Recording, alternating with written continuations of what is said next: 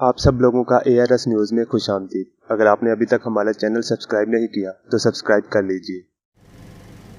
अस्सलाम वालेकुम, एक मतलब फिर आपको ARS न्यूज़ पे वेलकम बैक करते हैं। मैं हूं आपका होस्ट फ़हीम असगर। तो नाज़रीन, आज का जो हम टॉपिक है या आज हम जिस चीज़ पे बात करेंगे वो कश्मीर के हवाले से है कि आज 42 डेज़ गुजर चुके हैं और कश्मीर में अभी तक कर्फ्यू नाफिज है। सिस्टम मैनेजमेंट के बार बार मीडिया पे बयानात आए हैं कि हम इनके मुज़ाकरात के साथ या इसका कुछ हल निकाल रहे हैं, लेकिन अभी तक 42 दिन गुजर चुके हैं लेकिन उसका कोई हल नहीं निकला। और वहाँ पे कितनी जानें नुकसान हो रही हैं, कितने लोग शहीद किए जा रहे हैं, वो एक अलग बात है, वो एक अलग, उसका हम अंदाज़ा अभी तक कर ही नहीं सकते। तो जहाँ पे आज बात करें मीडिया के हवाले से, तो मैनेजमेंट या सिस्टम हम कह सकते हैं इसको, या गवर्नमेंट के जो हुकूमत है उनकी तरफ से बयानात आ रहे हैं, वो कोशिश भी कर रहे हैं कि जल्दी से जल्दी इस मामले को हल किया जाए। लेकिन जिस तरह की पोजीशन मोदी ने वहाँ पे क्रिएट कर चुकी है,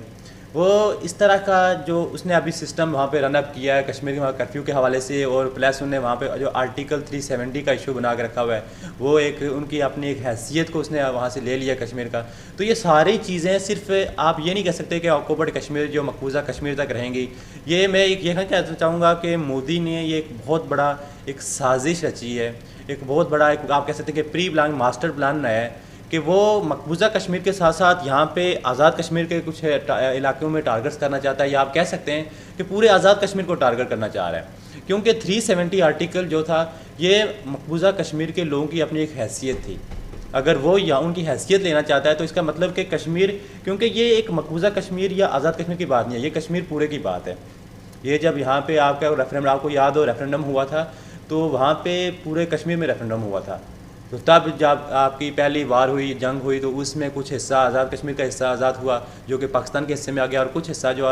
उनने कब्ज़े में किया वो जम्मू का इंडिया की तरफ चला गया।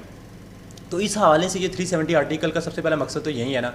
कि आप अंदाज़ा कर सकते हैं कि उनकी हैसियत ख़त्म करने का मतलब यह है कि उनकी साजिश यही है या प्री प्लान ये है कि वो पूरे कश्मीर पे काबिज़ होना चाहते हैं। लेकिन ऐसा होगा नहीं। इमरान खान के हालिया दिला में काफ़ी बयानात भी आ रहे हैं। उन्हें पहले तो जब स्टार्टिंग में कर्फ्यू की बात आई तो उन्हें मुज़ाकरात की उनको ऑफ़र की, लेकिन जब मुज़ाकरात की बात ना ली तो अब उनको फ्रंट पे आके ये कह चुका है कि अगर इस तरह के मामले का हल ना किया गया तो इसके नुकसानात दोनों ममालिक को हो सकते हैं। ये सिर्फ इंडिया को इस चीज़ का बहुत बड़ा नुकसान होगा अगर जो वो इस चीज़ को जल्दी से जल्दी हल नहीं करेगा।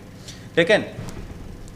बात मैनेजमेंट की इसलिए करेंगे पाकिस्तान के हवाले से कि पाकिस्तान ने सबसे पहले इमरान खान ने अक़वाम मुत्तहिदा की तरफ भी गए, वहाँ पे भी जाके कश्मीर के हवाले से उन्होंने इशू किया। और ये सबसे पहली बात है, ये हिस्ट्री में आप उठा लें तकरीबन 74 साल 74 ईयर्स के बाद ये पहली दफ़ा ऐसा हुआ है कि कश्मीर का जो इतना मुद्दा है, कश्मीर का जो इशू है, ये इंटरनेशनल सतह पर इस तरह से हाईलाइट हुआ। इससे पहले कभी भी किसी भी गवर्नमेंट में या किसी भी के दौर में ऐसा नहीं हुआ। ये इमरान खान को वाहिद क्रेडिट जाता है कि उन्होंने इतना इस हवाले से कोशिश की, उनकी कोशिशों ने ये रंग लाया कि कश्मीर का जो मुद्दा है वो इतने अरसे के बाद पहली दफ़ा इतना हाईलाइट हुआ।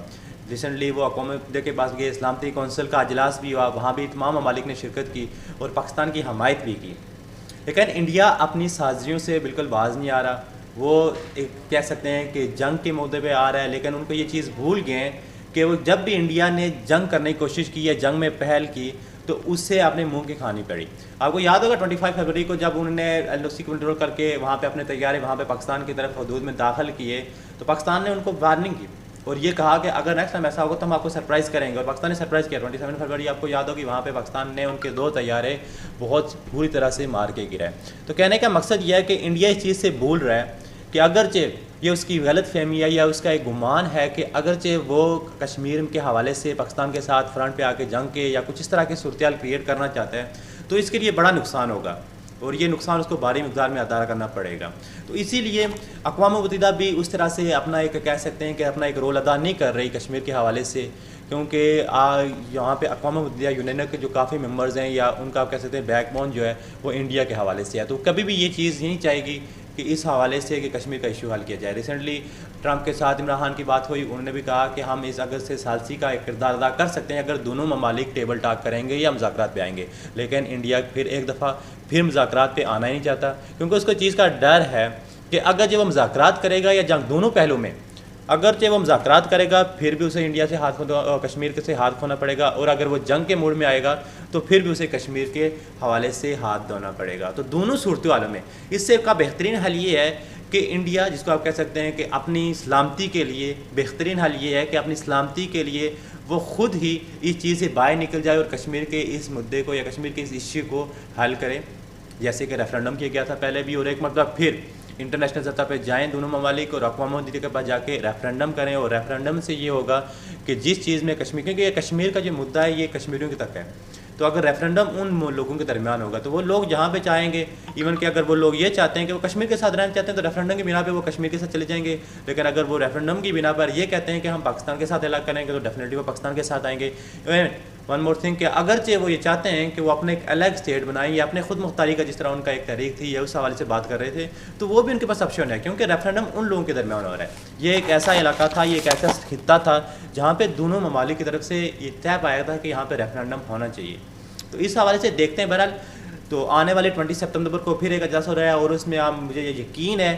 पूरी कौम और पूरी दुनिया इस चीज़ में नज़र आ रही है कि वहाँ पे कुछ इस चीज़ का हल निकलेगा। अगर वहाँ पे 27 सितंबर को वहाँ पे कुछ हल नहीं निकलता या इस तरह के कोई सोल्यूशंस नहीं हल होती, तो फिर देखा जाएगा कि किस तरह के हालात किस तरफ जा रहे हैं या किस तरह का आगे जो मामला तायमल होगा। बहरहाल हम उम्मीद करते हैं और इंशाल्लाह हमें ये यकीन है कि बहुत जल्दी कश्मीर का ये मामला या कश्मीर का इशू हल होने वाला है और इंशाल्लाह कश्मीर के रहने वालों को, पाकिस्तान के रहने वालों को, तमाम आवाम को या तमाम कौम को एक बहुत बड़ी खुशखबरी मिलेगी कि इंशाल्लाह हमारा ये खित्ता बहुत जल्दी आज़ाद होगा और इंडिया को अपने मुँह की खानी पड़ेगी। Thank you so much.